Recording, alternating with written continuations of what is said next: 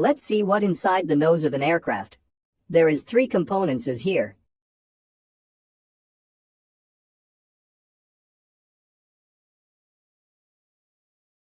This is a weather radar.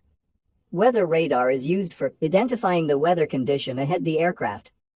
The localizer antenna. It is used for landing aircraft at zero visibility. It will give the guidance for maintaining the centerline of the runway.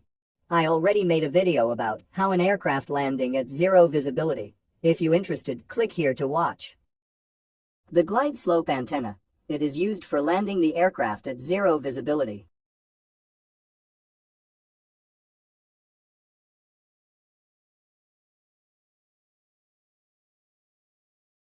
The VHF antenna.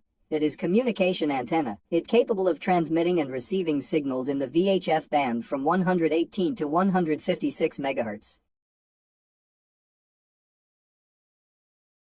The ADF antenna.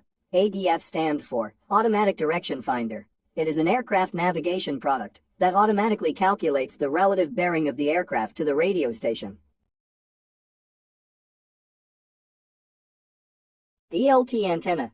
ELT stand for Emergency Locator Transmitter. In the event of an aircraft accident, these devices are designed to transmit a distress signal on 121.5 and 243 MHz frequencies.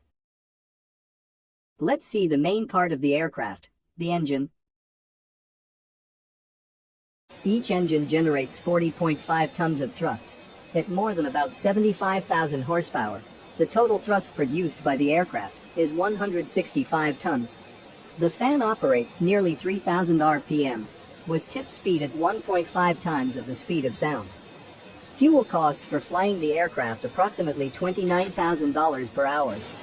The engine titanium fan blades suck in over 1.25 tons of air at every second.